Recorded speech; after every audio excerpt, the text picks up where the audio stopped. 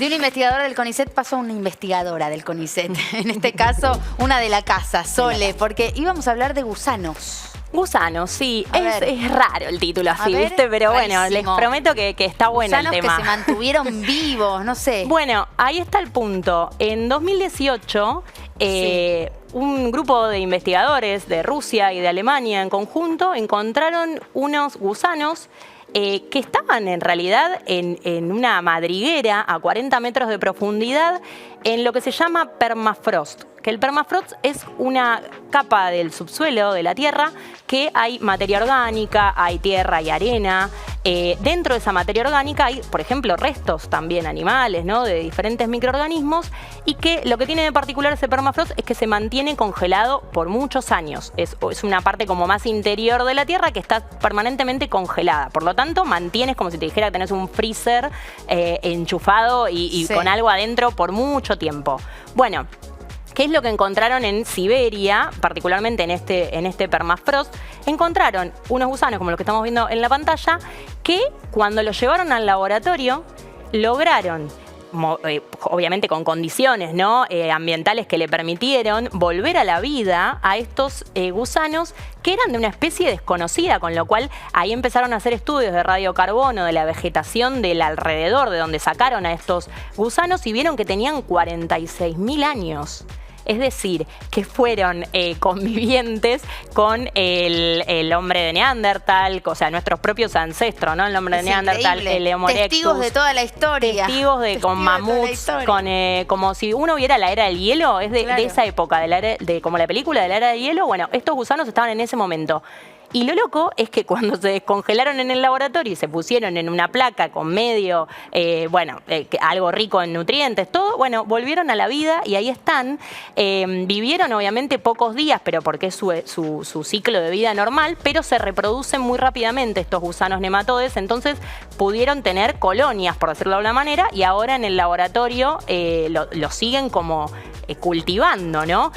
Pero logran algo, digamos, con la investigación de estos gusanos que tanto tiempo... Bueno, una de las implicancias es justamente conocer, lo que decían los investigadores, es conocer cómo en realidad una especie creemos que tal vez está extinta y que ya terminó su vida hace muchísimo tiempo, y ahora podemos ver que eso puede cambiar, digo, si las condiciones se dan, puede estas especies que estaban extintas, como en el caso de esta, volver.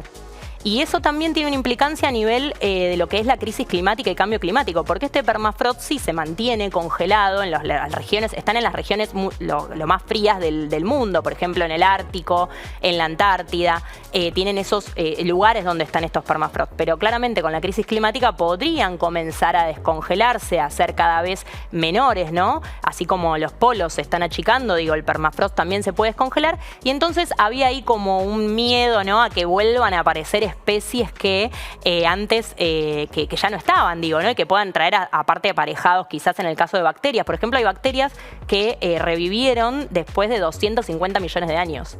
Las bacterias son igual un organismo mucho más simple porque es un organismo unicelular.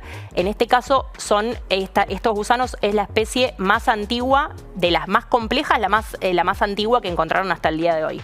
Obviamente en este permafrost también aparecieron, qué sé yo, equinos, estos mismos tigres de diente de sable, pero no han podido revivir, porque lo que tiene de característico estos gusanos y algunas especies es que entran en un proceso llamado criptobiosis, y que es como una latencia, como cuando hablamos de la hibernación, viste, del oso, que hay algunos animales que tienen un periodo de latencia donde bajan todo su metabolismo. Bueno, esto es muy extremo, o sea, no es igual a la hibernación, digo, es más extremo todavía, donde por condiciones que son adversas, como la desecación, la temperatura muy baja, la falta de nutrientes, de oxígeno, bueno, hay varias razones, radiación, pueden estos bichos entrar en este periodo de latencia que puede durar, bueno, miles de años. Eso es lo loco, porque no se conocía de tantas decenas de miles de años que pudiera haber un organismo que vuelve a la vida, ¿no? Y lo que, bueno, justamente lo estaban asociando más que nada a esta preocupación con el cambio climático y cómo puede hacer que aparezcan animales o organismos que han estado extintos por mucho tiempo. Con eso que decías también de la transmisión de bacterias, ¿no? Digo, después del COVID nos quedamos todos medio como asustados. Sí.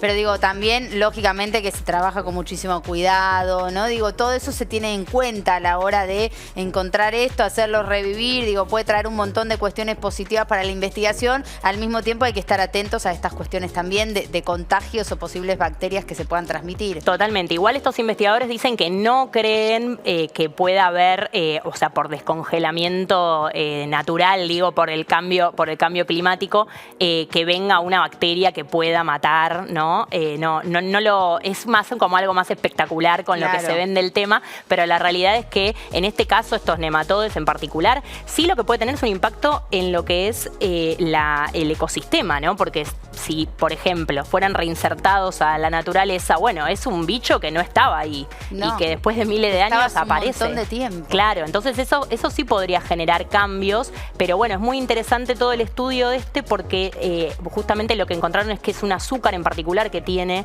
que le permite hacer este proceso de criptobiosis. Entonces también esto ayuda a saber cómo, por ejemplo, preservar especies que están hoy en peligro de extinción, cómo podríamos preservarlas, ¿no? En un futuro. Entonces también tiene un impacto por ese ejemplo, lado. Así como se mantuvieron estos gusanos. Claro, o sea, hay que revivir. Claro, pero habría que estudiar si obviamente estos organismos, cuanto más complejos son, más difíciles también. De hecho, a nivel artificial nosotros conocemos, no es este mismo proceso, pero por ejemplo hay congelamiento, criopreservación de ovocitos, lo hemos hablado acá, de embriones, digo, es posible, pero siempre tiene que tener determinados requisitos y estar en un ambiente determinado para que esto vuelva. Y quería cerrar con que en nuestro país también hay permafrost. Eso quería buscar también si teníamos algo acá en los Andes. De hecho, hay un instituto que se llama IANIGLA, que es parte de CONICET, la Universidad de Cuyo y el gobierno de Mendoza, donde se estudian la nieve, los glaciares, el clima, el permafrost en particular en los Andes, que no es tan fácil de encontrarlo porque la capa superficial de ese permafrost en realidad se descongela. Normalmente es una capa activa que se congela así, pero todo lo otro está por debajo, ¿no? Entonces, también hay grupos que están investigando y que tienen parte de proyectos internacionales donde está asociado con el cambio climático. Así que para saber que nuestra ciencia, nuestros científicos y científicas argentinos también están desarrollando, por lo menos estudiando el permafrost. Muy bien. Gracias, Sole. No, por como favor, siempre.